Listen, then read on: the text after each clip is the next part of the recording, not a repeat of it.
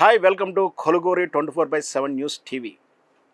బండి సంజయ్ కుమారుడు బండి భగీరథ్ చేస్తున్న పొరపాట్ల వల్ల తప్పిదాల వల్ల చాలానే మూల్యం చెల్లించుకోవాల్సిన పరిస్థితి ఉంది, రాబోతుంది. ఈ మూల్యానికి తండ్రి అప్రతిష్ట పాలవుతున్నాడు. చట్టం పట్ల చాలామందికి అంటే న్యాయం జరుగుతుందా లేదా, ఏం జరుగుతుందంటే ఆసక్తిని కలిగిస్తూ ఉంది. దాంతోపాటు రేవంత్ రెడ్డి కూడా ఇంతో అంత అప్రతిష్టను మూతగట్టుకోవాల్సి వచ్చింది. భారతీయ జనతా పార్టీ కూడా నరేంద్ర మోడీ లాంటి శిఖరం, వీళ్ళు భావించేటువంటి ఉన్నత శిఖరమైన పదవిలో ఉన్నట్టు కూడా మౌనం వహించాల్సినటువంటి సందర్భం అతనికి కూడా తలదింపులు తీసుకునేటువంటి అంశంగా మారింది. ఇంత ఇంత ప్రాధాన్యమైనటువంటి ఈ తప్పిదాలు వెనక బండి భగీరథ్ చేస్తున్నటువంటి అసలు తప్పిదాలు ఏమిటి, ఎందుకు పొరపాటు చేస్తున్నాడు, వాటిని తెలుసుకునే ప్రయత్నం కొంచెం చేద్దాం. ఇది నెంబర్ 1 పాయింట్, స్వయంకు ప్రాధం. ఇక్కడ ఏంటంటే ఇది వ్యక్తిగత వివరాలే కావచ్చు, మనం చర్చించాల్సిన అవసరం కాకపోవచ్చు, కానీ కేసు తీవ్రతను బట్టి వాటిని కూడా పరిగణలో తీసుకోవాల్సి వచ్చి వ్యక్తిగత వివరాలను కూడా మనం కాస్త చర్చించుకునే ప్రయత్నం చేద్దాం. ఎందుకంటే వ్యక్తిగతమైనటువంటి యాటిట్యూడ్, ప్రవర్తనే, ఆ లక్షణాలే ఈ కేసు తీవ్రతకు కారణాలయ్యాయి, బాధితురాలు బాధలకు కారణమయ్యాయి. కాబట్టి మనం కాస్త తెలుసుకునే ప్రయత్నం చేద్దాం.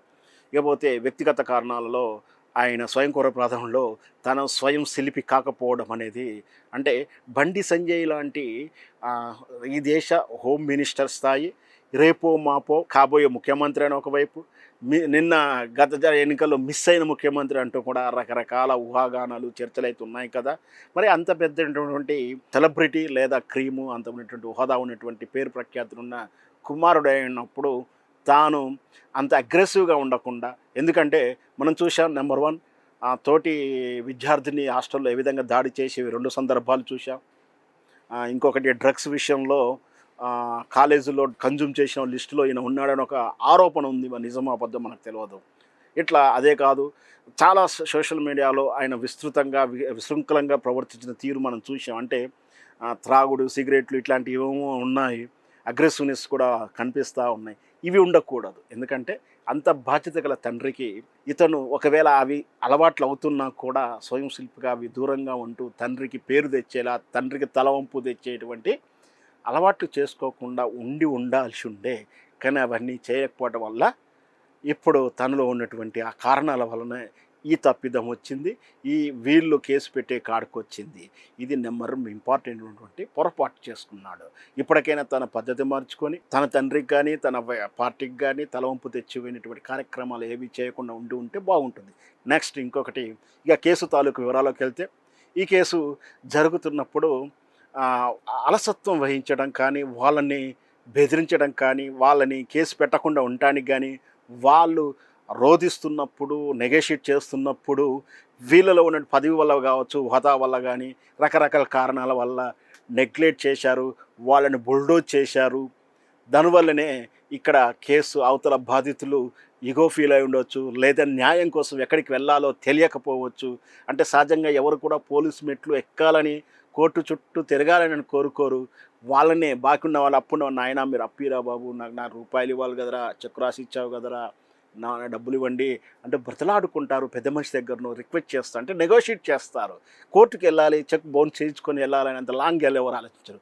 అంటే నెగోషియేషన్ పీరియడ్లో బాధితులని నెగ్లెక్ట్ చేయడం కాదు, వాళ్ళని బాగా వేధించినట్టు కూడా తెలుస్తూ ఉంది. అంటే నెగ్లెక్ట్ చేయడంతో వీళ్ళు ఉన్నటువంటి పదవి, వీళ్ళ మీద ఉన్న హోదా వల్ల వాళ్ళ రోదన అవుతుందని బాధపడి వాళ్ళు కేసుకి ఎక్కారు, స్టేషన్ మెట్లు ఎక్కారు. ఇది 2వ మిస్టేక్. 3వది, నెక్స్ట్ వీళ్ళు కేసు పెడుతున్న తరుణంలో, అంటే మీరు న్యాయం చేయకపోతే, మీరు నెగోషియేట్ చేయకపోతే, మీరు చెప్పినట్టు వాళ్ళకి ఏది అడిగారో వాళ్ళని ఇవ్వకపోతే మూసుకొని వెళ్ళిపోతారు, ఇంటికి పోయి దుప్పటి కప్పుకొని పండుకుంటారా ఎవరన్నా? కాదు కదా. మళ్ళీ దాన్ని సాధిస్తానికి కేసు పెడతామని కూడా స్పష్టంగా ఇంటి ఇచ్చారు మీకు. వాళ్ళు కేసు పెడుతున్నా కూడా, మీరు పెడతామన్నా కూడా నెగ్లెక్ట్ చేశారు. వాళ్ళు అనకున్నా మీరే జాగ్రత్త తీసుకోవాలి, కేసు పెడితే మా పరువు పోతుందని. అయినా కూడా మీరు వాళ్ళు కేసు పెట్టింది అనుకుంటే, కేసు పెట్టినాక reverse honey trap case drama తెర మీదకి తీసుకొచ్చారు. ఇది ప్రధానమైనటువంటి మిస్టేకు. దీంతోటి కన్సర్న్ పోయింది. ఎప్పుడైనా బాధితురాలకు, మహిళా బాధితురాలకే సమాజంలో కన్సర్న్ ఉంటుంది. నువ్వు హనీ ట్రాప్ అంటే ఎవరో అమ్మాయి ట్రాప్ చేస్తే అమాయకంగా ఆవిడ పడిపోయేంత బలహీనతలున్నాయా? ఉంటాయా? అలా జరుగుతుందా? ఏం జరిగింది? మరి నీ యొక్క వ్యక్తిగతమైన పాత వీడియోలన్నీ బయటకున్నాయి కాబట్టి నిన్ను ఆ హనీ ట్రాప్ చేసేంత అమాయకుడు కావు అని చెప్పేసి జనం అనుకుని అది విశ్వసించలేదు. సో నువ్వు అక్కడ చేసినట్టు హనీ ట్రాప్ డ్రామా చట్ట ప్రకారం కౌంటర్ కేసు కావడంగా భావించడం జరిగింది. డిఫెన్స్కి వెళ్ళావని తెలిసిపోతూ ఉంది. ఇతర బాధితుల పట్ల కన్సర్న్ ఇంకా జాలి పెరిగింది. ఇది ఒక మిస్టేకు. నెక్స్ట్ మిస్టేక్ ఇంకొకటి, ఈ హనీ ట్రాప్ ఒకవైపు ఉంచుకొని రెండోది తమకు అనుకూల భావజాల సోషల్ మీడియా, వాట్సాప్, యూనివర్సిటీలు కొందరు పేడ్ జర్నలిస్టులను అడ్డం పెట్టుకొని ఆ బాధితురాల పట్లని వ్యతిరేక కథనాలు, వ్యక్తిగత హననం కథనాలు క్రియేట్ చేసి వండి వార్చడంతో ఇంకా జాలి పుట్టింది ఆ బాధితురాల మీద. మీ మీదనే కన్సర్న్ జుక్స్పా ఏర్పడింది. ఈ హనీ ట్రాప్ గొడవైంది, అమ్మాయిని బాధ పెట్టడం ఏంటి, ఒకవైపు బాధితులను వేధించడం ఏంటి, ఇంత దిగజారాలా అనొకటి. నెక్స్ట్ ఇంకొకటి, ఇవన్నీ కూడా బొమరంగ్ అయితే రివర్స్ బొంగరంగ్. ఈయన చేసిన అన్నిటి కూడా వీటి ఫలితాలన్నీ కూడా రివర్స్ బొమరంగ్ అయిపోయింది బండి సంజయ్కి. నెక్స్ట్ ఇంకొకటి, తాను కేసు పెట్టడంతో కాకుండా మళ్ళీ యాంటీ బెయిల్ కోసం రివర్స్ ప్రయత్నం చేయడం, కేసులు లొసగులను అడ్డం పెట్టుకోవాలని ప్రయత్నం చేయడం, సెక్షన్లు తక్కువగా ఉన్నాయని చూపించుకొని బయటపడే తరుణంలో అతను అంటే నిందితుడు కావాలని తప్పించుకొని బాధితులకు చట్టానికి మేము సహకరించమనే దూరంలో ఆయన వ్యవహరించిన తీరు పట్ల, చట్టం పట్ల నమ్మకాన్ని అపనమ్మకం కలిగించే, విశ్వసనీయత తగ్గించేలా చర్యలు చేయడం వల్ల బండి సంజయ్ కుమారుడు బండి భగీరథ్ మీద కొంచెం నెగిటివిటీ ఏర్పడింది. దాంతో సింపతి కార్నర్ కూడా బండి సంజయ్ కుమారుడి మీద లేకపోయింది. నెక్స్ట్ ఇంకొకటి మిస్టేకు, వాళ్ళు అరెస్ట్ కాకుండా దాచుకొని రివర్స్ గేమ్లు ఆడడం ఏదైతే ఉందో, రివర్స్ గేర్ ఆడి యాంటిసిపేట్ అని కొద్దిసేపు ఇవన్నీ ప్రయత్నాలు చేస్తూ ఉంటే ఇంకా ఈ నేరస్తుడు తప్పించుక తిరుగుతున్నాడు అని పెరిగిన తర్వాత పబ్లిసిటీ బాగా వచ్చేసింది. నేషనల్ మీడియా కవర్ చేసింది. సోషల్ యాక్టివిటీస్లు, సంఘాలు, డిబేట్లు, మళ్ళీ గోష్ఠులు, చర్చా వేదికలు పెట్టి న్యాయం జరగాలని చెప్పడంతో ఇక్కడ బండి సంజయ్ నేషనల్ టాపిక్లోకి వెళ్ళిపోయాడు.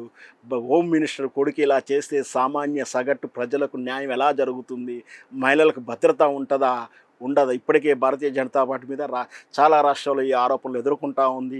డైరెక్ట్ రేప్ బాధితులు కూడా పక్కనే కూర్చోబెట్టుకుని రాజకీయాలు చేస్తున్నారు, వీళ్ళు అరాచకాలు చేస్తున్నారు ఆరోపణలు కూడా ఉన్నాయి. ఇంకా మనకు తెలుసు ఆల్రెడీ మహిళా బాధితురాలు ఏది గోద్రా అల్లర్లో బాధితురాలని కేసు వీగిపోవడం, ఆ రేపిస్టులని ఏ విధంగా ఊరేగించి తీసుకెళ్లారో సమాజం చూసింది కదా. ఎన్ని ఆరోపణలు చూస్తే న్యాయం జరుగుతుందా లేదని చూస్తూ బండి సంజయ్ పట్ల కన్సర్న్ కానీ, బండి సంజయ్ కుమారుడి పట్ల కానీ కన్సర్న్ తగ్గిపోయింది. మరొక వైపు క్యారెక్టర్ బాగలేదంటూ, ఆమె పెంపకం బాగాలేదంటూ, ఆమెకు ఫలానా అలవాట్లు ఉన్నాయంటూ, ఆమె వ్యక్తిగతమైనటువంటి వ్యవహారాలు, స్నేహాల మీద అనుమానాలు వచ్చేలాంటివంటి కుకింగ్ స్టోరీస్ వాళ్ళ అనుకూల మీడియా స్టార్ట్ చేయడంతో ఇంకా ఇంత దిగజారి ఇలా చేయాల్సిన అవసరం ఉందా అని అనుమానం. పైగా మీరేసిన ఈ బిస్కెట్లకు కక్కుర్తిపడేటువంటి సోషల్ మీడియా వాలంటీర్స్, ఇండిపెండెంట్ జర్నలిస్టులు కొందరు మీరేసిన బిస్కెట్లకు ఆశపడి వాళ్ళు ఇప్పుడు కేసులు ఇరుక్కునే దాకా వచ్చేసింది.